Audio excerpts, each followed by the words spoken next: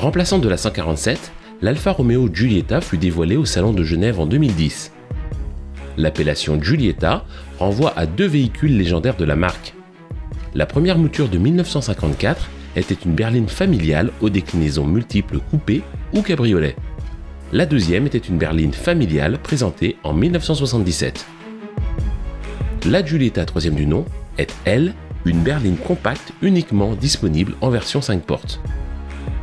Conçue pour être en concurrence avec les compacts classés premium de type Mercedes Classe A ou BMW Série 1, elle propose d'emblée un style affirmé ainsi qu'une présentation soignée. Basée sur une nouvelle plateforme baptisée Compact Evo, empruntée au groupe Fiat Chrysler dont fait partie la marque milanaise, les lignes rappellent sa petite sœur, la Mito, présentée 2 ans auparavant.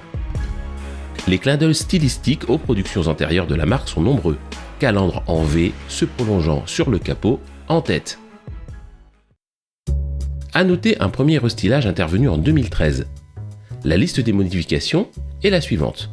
Nouveaux phares à LED, calandre redessiné, bouclier avant modifié, 2 nouveaux sièges, ainsi que l'adoption d'un nouveau système d'infotainment baptisé Uconnect.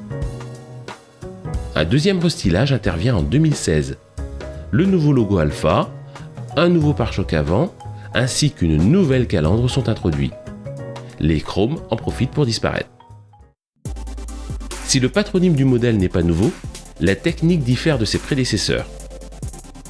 Les versions précédentes étaient des propulsions à moteur avant. Cette Giulietta propose une architecture ultra classique pour une familiale moderne.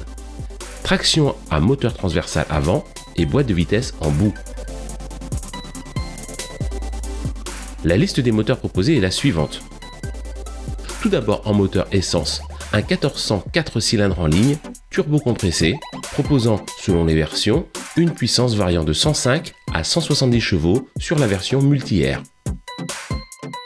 Vient ensuite, sur les versions sportives, un 4 cylindres de 1750 cm3, turbo-compressé, proposant, selon les millésimes, 235 ou 240 chevaux. Moteur diesel maintenant. 2 cylindrés sont proposés. Tout d'abord, un 4 cylindres turbo de 1600 cm3 proposant, selon les millésimes, 105 ou 120 chevaux. Et finalement, un 2 litres 4 cylindres turbo proposant de 140 à 170 chevaux en fonction des millésimes. Le succès commercial de la voiture est patent. Les chiffres de vente au niveau européen le confirment. Avec plus de 400 000 exemplaires vendus au global, les ventes du modèle sont parmi les plus hautes du constructeur de ces 10 dernières années. Cependant, elle reste loin de ses supposées rivales Audi A3 et BMW Série 1 en tête. De nombreux niveaux de finition sont disponibles selon les années et les motorisations. 2 types de transmissions sont disponibles. Tout d'abord, une boîte manuelle conventionnelle à 6 vitesses. Ensuite, une boîte robotisée dénommée TCT. Il s'agit d'une transmission de type double embrayage développée par Alfa Romeo. La voiture est également équipée de séries du système DNA pour Dynamic, Normal et All-Weather.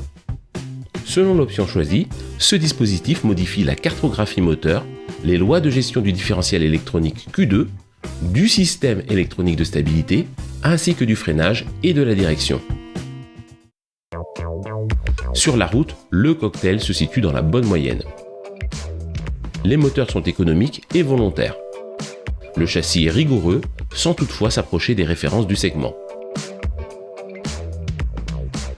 Le problème de la voiture est un manque global de personnalité, allié à des performances certes de bon niveau, mais en retrait par rapport à ses concurrentes directes. Un comble pour une Alfa Romeo. Reste la ligne de type latine et une politique de prix légèrement en retrait de ses concurrentes premium qui pouvaient séduire les acheteurs en neuf. En occasion, en revanche, la voiture décotant bien plus que les allemandes, le choix de ce modèle peut être une très bonne option. D'autant qu'en termes de fiabilité, si pas mal de points sont à surveiller, la qualité des fondamentaux est dans la bonne moyenne. Commençons par les moteurs. Diesel tout d'abord. Les problèmes de vanne EGR ne sont pas rares. À l'instar de la quasi-totalité des diesels contemporains, la vanne EGR a tendance à se boucher et à gripper. les véhicules circulant régulièrement en agglomération sont de loin les plus touchés. Ensuite, le refroidisseur de la vanne EGR peut se mettre à fuir. Il est dans ce cas nécessaire de changer la pièce. Quelques cas de turbo cassés ont également été signalés. Sur toutes les motorisations diesel, la pompe à eau peut rendre lame prématurément. Pour limiter les risques de casse, il convient de la remplacer à chaque changement de courroie de distribution. Sur les millésimes 2010 à 2012, le moteur 2 litres JTD M de 170 chevaux associé à la boîte TCT a connu des difficultés de démarrage. Une reprogrammation en concession permet de supprimer le défaut. Notons pour terminer, sur les diesels 2 litres JTDM 140 et 170 chevaux, quelques cas de casse prématurée du volant moteur. Dans ce cas, il est nécessaire de changer la pièce ainsi que le mécanisme d'embrayage. Passons aux moteurs essence. Sur les 1400, le joint de sortie de la pompe à eau peut fuir prématurément. À noter également des cas de volant moteur bimasse détruit sur les premiers millésimes. Quelques propriétaires ont dû faire remplacer le système multi-air sur les versions qui en sont équipées. Ce système d'admission variable est basé sur un principe ingénieux. Les ingénieurs ont incorporé une chambre hydraulique spécifique par cylindre entre les arbres à cames et les soupapes. Chaque chambre est pilotée par l'huile moteur au moyen d'une électrovanne. Le pilotage de chacune des vannes hydrauliques permet de faire varier la transmission du mouvement imprimé par la came à la soupape. Ainsi, la durée et l'amplitude de l'ouverture de chacune des soupapes peuvent varier selon les désirs du motoriste, ce qui n'est pas le cas d'un système conventionnel. À noter que pour les véhicules concernés, la plupart des systèmes défectueux ont été remplacés sous garantie. Finalement, sur les moteurs 1750, l'avarie la plus fréquente est liée au turbo. Des problèmes sur cette pièce engendrent parfois des pertes de puissance.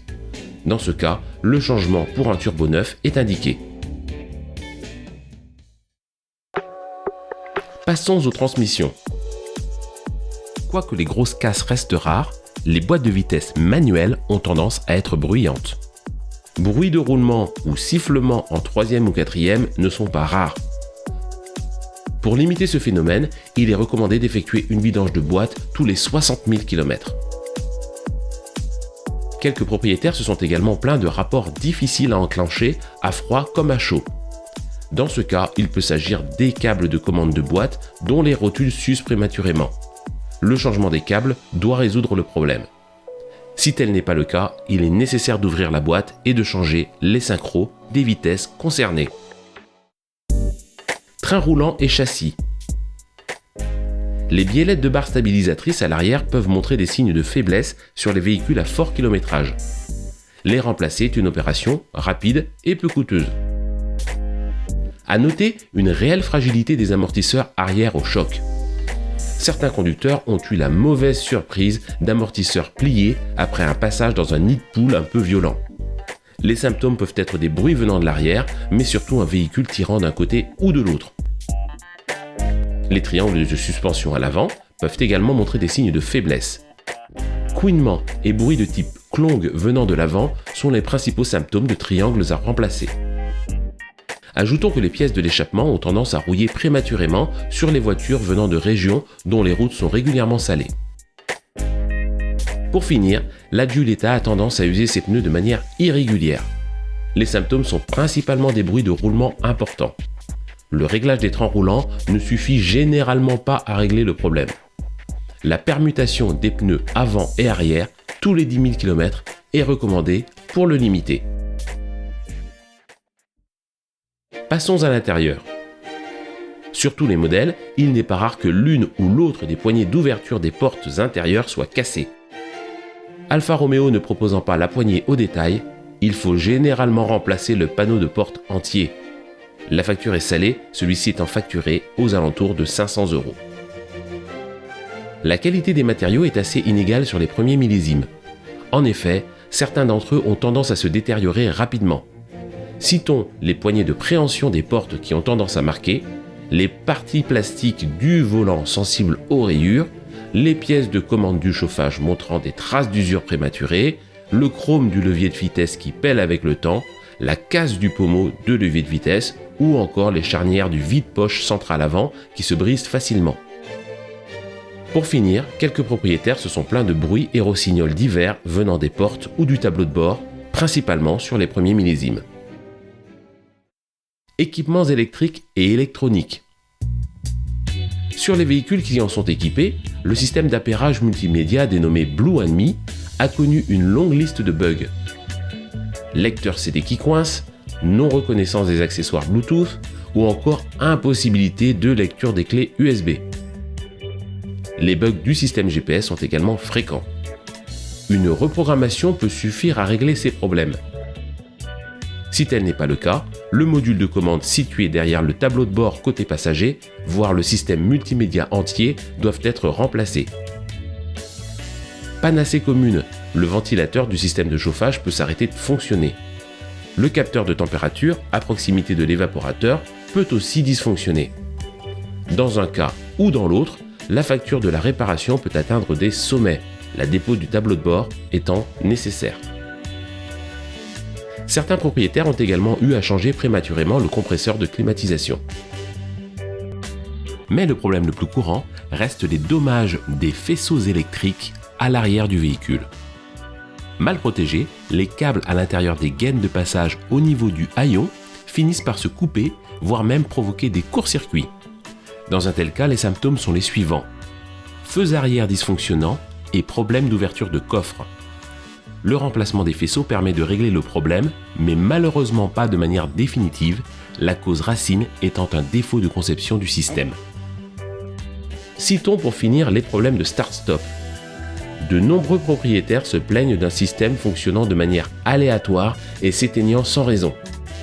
Il semble que celui-ci soit très sensible au niveau de charge de la batterie. Changer sa batterie pour une neuve suffit quelquefois à éradiquer le défaut. Si tel n'est pas le cas, cela signifie qu'une reprogrammation est nécessaire. Finissons par l'extérieur. Les phares avant comportent un éclairage à LED fonctionnant de jour comme de nuit. Le système de gestion électronique, mal protégé des projections, peut tomber en panne.